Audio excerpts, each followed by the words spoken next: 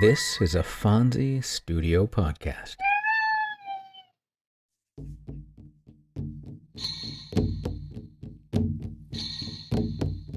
Welcome to Tales from the First Nations. I'm Jay Idle, and every week I'll share with you a tale and ancient wisdom of the native tribes of North America. I'll be joined by my cats, Dawa and Fonzie, who will undoubtedly make their presence known at some point, so I might as well just list them as co-hosts. We hope you'll enjoy the tales and wisdom, raise your vibration, and enrich your life with us every week.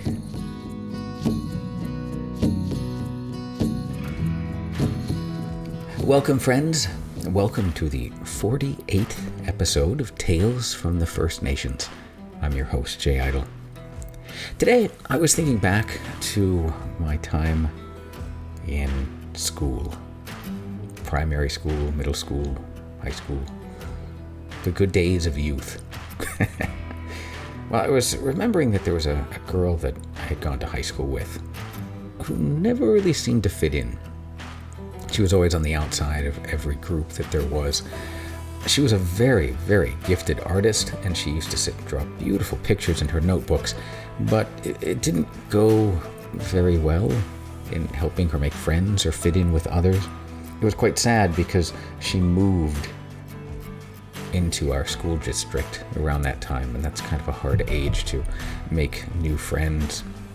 But it got me thinking about her, and that got me thinking about the Blackfoot legend of the orphan boy and the elk dog.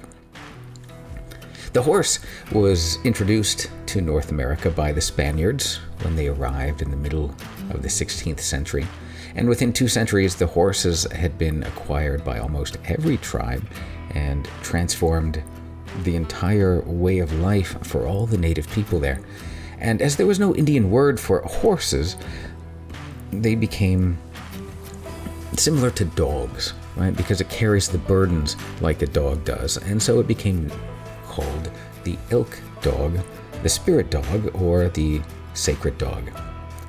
In some tribes it was the moose dog, but still there was an association with the dog. And I hope that you will enjoy this story. It's quite a good one.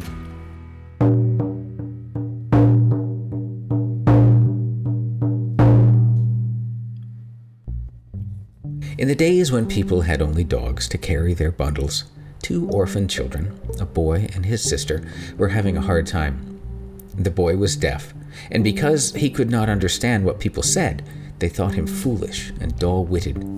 Even his relatives wanted nothing to do with him. The name he had been given at birth, while his parents still lived, was Long Arrow.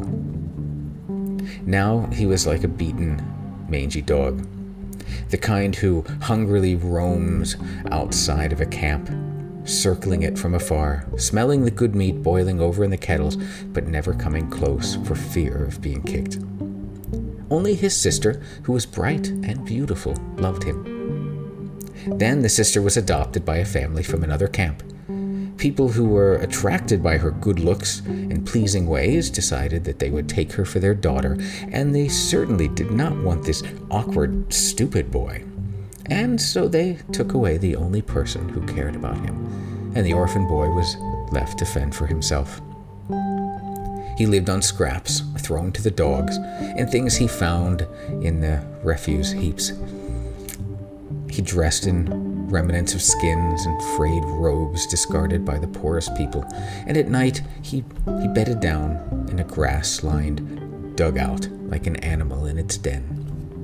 Eventually, the game was hunted out near the camp that the boy regarded as his, and the people decided to move on. The lodges were taken down, belongings were packed into rawhide bags and put on dog sleds, and the village departed. "Stay here," they told the boy. "We don't want your kind coming with us." For 2 or 3 days, the boy fed on scraps the people left behind, but he knew he would starve if he stayed. He had to join his people, whether they liked it or not. He followed their tracks, frantic that he would lose them, and crying at the same time. Soon, the sweat was running down his skinny body. As he was stumbling, running, and panting, something suddenly snapped in his left ear with a sound like a small crack, and a worm-like substance came out of that ear. All at once, on his left side, he could hear bird songs for the first time. He took this worm-like thing in his left hand and he hurried on. Then there was a snap in his right ear and a worm-like thing came out of it. And on his right side, he could hear the rushing waters of a stream. His hearing was restored, and it was razor sharp. He could make out the rustling of a tiny mouse in dry leaves a good distance away. The orphan boy laughed and was happy for the first time in his life. With renewed courage, he followed the trail his people had made. In the meantime, the village had settled into its new place. Men were already out hunting. Thus the boy came upon Good Running, a kindly old chief butchering a fat buffalo cow he had just killed. When the chief saw the boy, he said to himself, "Here comes that poor, good-for-nothing boy." It was wrong to abandon him. To the boy, Good Running said, "Rest here, grandson. You're sweaty and covered with dust. Here, have some tripe." The boy wolfed down the meat. He was not used to hearing and talking yet, but his ears were alert, and Good Running also noticed a change in his manner. "This boy," the chief said to himself, "is neither stupid nor crazy." He gave the orphan a piece of hump meat, then a piece of liver, then a piece of raw kidney, and at last, the very best kind of meat, a slice of tongue. The more the old man looked at the boy, the more he liked him. On the spur of the moment, he said, "Grandson, I'm going to adopt you. There's a place for you in my teepee, and I'm going to make you into a good hunter and warrior." The boy wept, this time for joy. Good Running said, "They call you stupid, crazy boy. But now that I think of it, the name you were given at birth is Long Arrow. I'll see that people call you by your right name. Now, come along." The chief's wife was not pleased. "Why do you put this burden on me?" she said, "bringing into our lodge this good-for-nothing, this slow-witted, crazy boy. Maybe you're a little slow-witted and crazy yourself." "Woman, keep talking like that and I'll beat you. This boy isn't slow or crazy. He's a good boy, and I have taken him for my grandson. Look, he's barefooted. Hurry up and make a pair of moccasins for him, and if you don't do it well, I'll take a stick to you." Good Running's wife grumbled, but did as she was told. Her husband was a kind man, but when aroused, his anger was great. So a new life began for Long Arrow.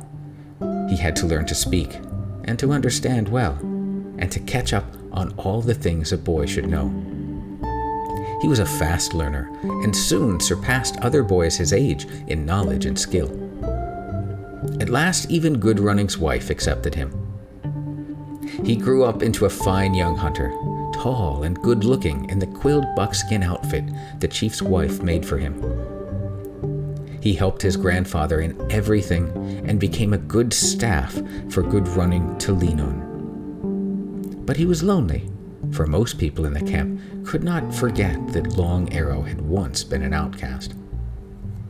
"Grandfather," he said one day, "I want to do something to make you proud and show people that you were wise to adopt me. What can I do?" Good Running answered, "Someday you will be a chief and do great things." "But what's a great thing I could do now, grandfather?" The chief thought for a long time.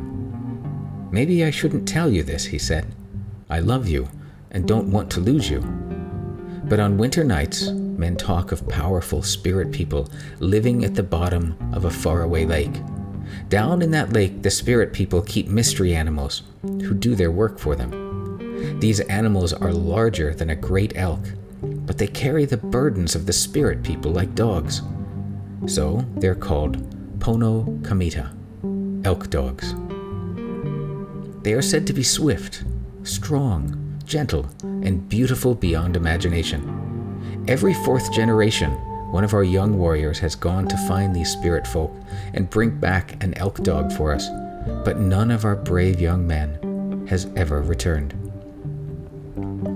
Grandfather, I am not afraid.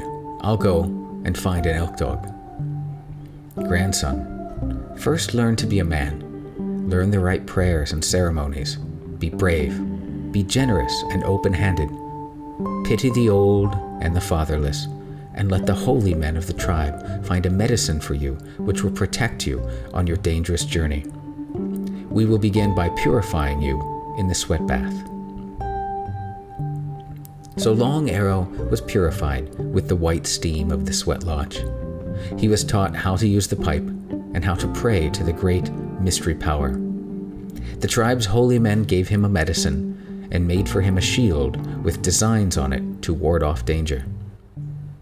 Then one morning, without telling anybody, Good Running loaded his best traveling dogs with all of the things Long Arrow would need for traveling. The chief gave him his medicine, his shield, and his own fine bow, and just as the sun came up, went with his grandson to the edge of the camp to purify him with the sweet-smelling cedar smoke. Long Arrow left unheard and unseen by anyone else. After a while, some people noticed that he was gone, but no one except his grandfather knew where or for what purpose. Following Good Running's advice, Long Arrow wandered southward. On the 4th day of his journey, he came to a small pond where a strange man was standing as if waiting for him. "Why have you come here?" the stranger asked. "I have come to find the mysterious elk dog." "Ah, there I cannot help you," said the man, who was the spirit of the pond. "But if you travel further south, 4 times 4 days, you might chance upon a bigger lake, and there meet one of my uncles. Possibly he might talk to you. Then again, he might not. That's all I can tell you." Long Arrow thanked the man, who went down to the bottom of the pond where he lived. Long Arrow wandered on, walking for long hours and taking little time for rest. Through deep canyons and over high mountains he went, wearing out his moccasins and enduring cold and heat, hunger and thirst. Finally, Long Arrow approached a big lake surrounded by steep pine-covered hills. There he came face to face with a tall man, fierce and scowling, and twice the height of most humans. The stranger carried a long lance with a heavy spear point made of shining flint. "Young man," he growled, "why do you come here?" "I came to find the mysterious elk dog." The stranger, who was the spirit of the lake, stuck his face right into Long Arrow's and shook his mighty lance. "Little one, aren't you afraid of me?" he snarled. "No, I am not," answered Long Arrow, bemused and smiling back at him. The tall spirit gave a hideous grin, which was his way of being friendly. "I like small humans who aren't afraid," he said, "but I can't help you. Perhaps our grandfather will take the trouble to listen to you. More likely he won't. Walk south for 4 times 4 days, and maybe you'll find him, but probably you won't." With that, the tall spirit turned his back on Long Arrow and went to the bottom of the lake where he lived. Long Arrow walked on for another 4 times 4 days, sleeping and resting little. But now he staggered and stumbled in his weakness, and his dog was not much better off. At last, he came to the biggest lake he had ever seen, surrounded by towering snow-capped peaks and waterfalls of ice. This time, there was nobody to receive him. As a matter of fact, there seemed to be no living thing around. "This must be the Great Mystery Lake," thought Long Arrow. Exhausted, he fell down upon the short grass meadow by the lake. He laid down among the wildflowers and went to sleep with his tired dog curled up at his feet. When Long Arrow awoke, the sun was already high. He opened his eyes and saw a beautiful child standing before him, a boy in a dazzling white buckskin robe decorated with porcupine quills of many colors. The boy said, "We have been expecting you for a long time. My grandfather invites you to his lodge. Follow me." Telling his dog to wait, Long Arrow took his medicine shield and his grandfather's bow and went with the wonderful child. They came to the edge of the lake. The spirit boy pointed to the water and said, "My grandfather's lodge is down there. Come." The child turned himself into a kingfisher and dove straight to the bottom. Afraid, Long Arrow thought, "How can I follow him and not be drowned?" But then he said to himself, "I knew all the time that this would not be easy. In setting out to find Elk Dog, I already threw my life away," and he boldly jumped into the water. To his surprise, he found it did not make him wet, that it parted before him, and that he could breathe and see. He touched the lake's sandy bottom. It sloped down towards a center point. Long Arrow descended this slope until he came to a small, flat valley. In the middle of it stood a large teepee of tanned buffalo hide. The images of two strange animals were drawn on it in sacred vermilion paint. A kingfisher, perched high on top of the teepee, flew down and turned again into the beautiful boy who said, "Welcome, enter my grandfather's lodge." Long Arrow followed the spirit boy inside. In the back, at the seat of honor, sat a black-robed old man with flowing white hair and such power emanating from him that Long Arrow felt himself in the presence of a truly great one. The holy man welcomed Long Arrow and offered him food. The man's wife came in bringing dishes of buffalo hump, liver, tongues, delicious chunks of deer meat, the roasted flesh of strange, tasty water birds, and meat pounded together with berries, choke cherries, and kidney fat. Famished after his long journey, Long Arrow ate with relish. Yet he still looked around to admire the furnishings of the teepee, the painted inner curtain, the many medicine shields, wonderfully wrought weapons, shirts, and robes decorated with porcupine quills in rainbow colors, beautifully painted rawhide containers filled with wonderful things, and much more that dazzled him. After Long Arrow had stilled his hunger, the old spirit chief filled the pipe and passed it to his guest. They smoked, praying silently. After a while, the old man said, "Some came before you from time to time, but they were always afraid of the deep water, and so they went away with empty hands. But you, grandson, were brave enough to plunge in, and therefore you are chosen to receive a wonderful gift to carry back to your people. Now go outside with my grandson." The beautiful boy took Long Arrow to a meadow on which some strange animals, unlike any the young man had ever seen, were galloping, gamboling, neighing, and nickering. They were truly wonderful to look at, with their glossy coats fine as a maiden's hair, their long manes and tails streaming in the wind. Now rearing, now nuzzling, they looked at Long Arrow with gentle eyes which belied their fiery appearance. At last, thought Long Arrow, here they are, before my own eyes, the Pono Kamita, the Elk Dogs. "Watch me," said the mystery boy, "so that you learn to do what I am doing."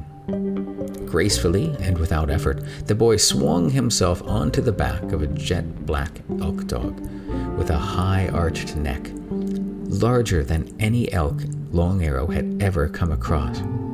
The animal carried the boy all over the meadow swiftly as the wind. Then the boy returned, jumped off his mount, and said, "Now you try it."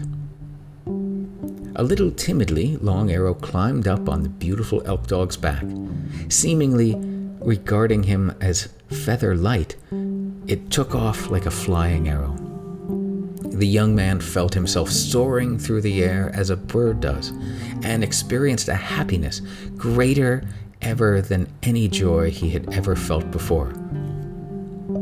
When they had finished riding the elk dogs, the spirit boy said to Long Arrow, "Young hunter from the land above the waters, I want you to have what you have come for.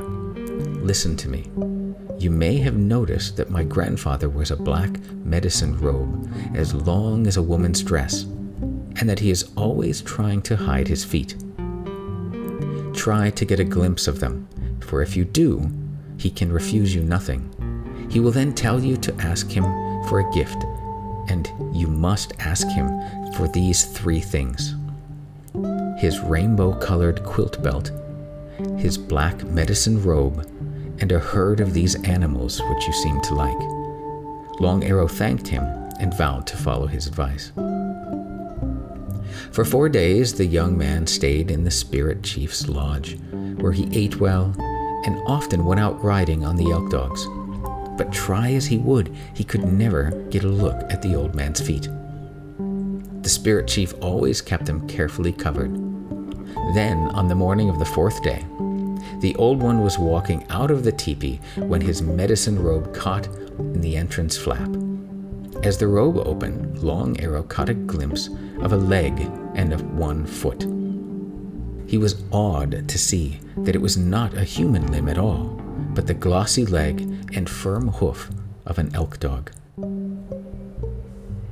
He could not stifle a cry of surprise, and the old man looked over his shoulder and saw that his leg and hoof were exposed. The chief seemed a little embarrassed, but shrugged and said, "I tried to hide this, but you must have been fated to see it. Look, both of my feet are those of Elk Dog. You may as well ask me for a gift. Don't be timid. Tell me what you want." Long Arrow spoke boldly. "I want 3 things: your belt of rainbow colors, your black medicine robe, and your herd of elk dogs." "Well, so you're really not timid at all," said the old man. "You ask for a lot, and I'll give it to you, except that you cannot have my elk dogs. I'll give you half of them. Now I must tell you that my black hair medicine robe and my many-colored belt have elk dog magic in them. Always wear the robe when you try to catch the elk dogs. Then they can't get away from you. On quiet nights, if you listen closely to the belt, you will hear the elk dog dance song and elk dog prayers. You must learn them, and I will give you one more magic gift: this long rope woven from the hair of a white buffalo bull. With it, you will never fail to catch whichever elk dog you want." The spirit chief presented him with the gifts and said, "Now you must leave. At first, the elk dogs will not follow you. Keep the medicine robe and the magic belt on at all times, and walk for 4 days towards the north. Never look back. Always look to the north. On the 4th day, the elk dogs will come up beside you on the left. Still, don't look back.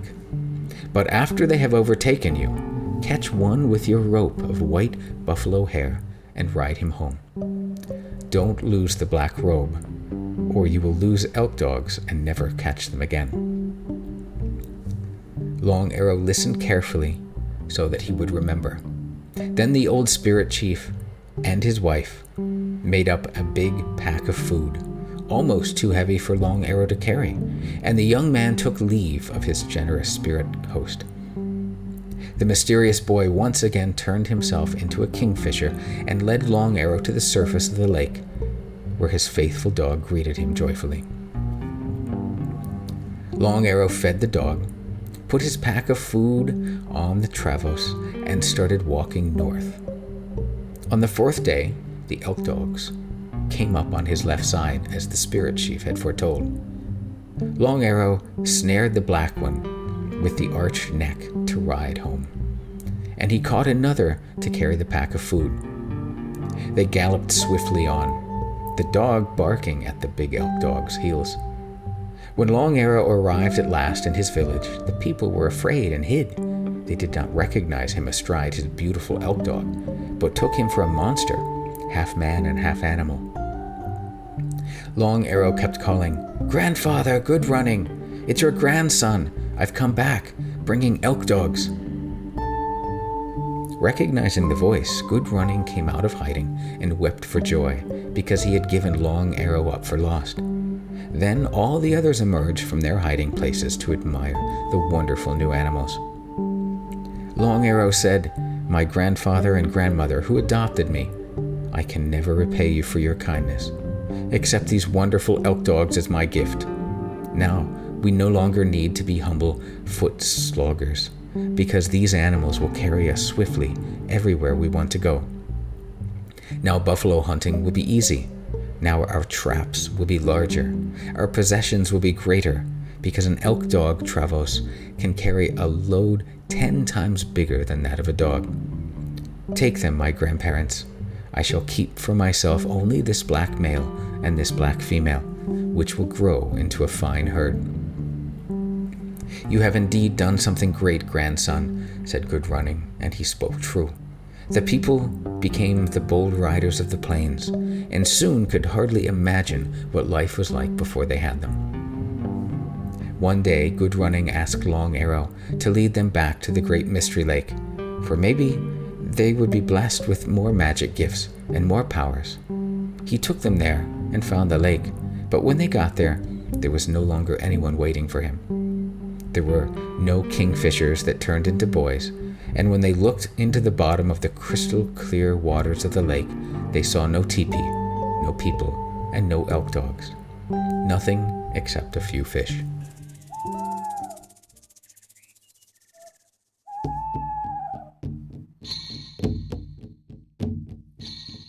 I've always been a sucker for a story about a black sheep, an underdog, or a dark horse. It's always inspiring when they come out on top and make us forget their previous social positions. I always hope that someday it will help us to stop seeing people in that way and recognize that we all have talents to share with the world, so we can respect one another the way that we all deserve to be. It's with respect and gratitude that I offer you my blessings and thank you for sharing this journey with me and sharing your time with me on this podcast. I wish you well and look forward to sharing another story with you next week. If you enjoy the podcast, please give us a like and a review on your podcast service of choice so we might expand our family a bit. Go in peace, return in peace, and may you be well. Our story today comes from the now defunct PyramidMesa.com. The Orphan Boy and the Elk Dogs was retold from George Bird Grinnell and other sources around 1901. For more great stories and legends, check out the Jaguar Bird channel on YouTube. There's a lot of wonderful content there, and of course, you can join me here next week for another story on Tales from the First Nations. I'm Jay Idle, and I'll talk to you next time. The beautiful song you hear right now is provided by my dear friend Scott Brocklesby, and the podcast image of the moon was provided by Mark Lawton. We'll see you next time. All right, that's it. How'd we do, Dawa? Awesome. Phones? Excellent. Then I'll share it.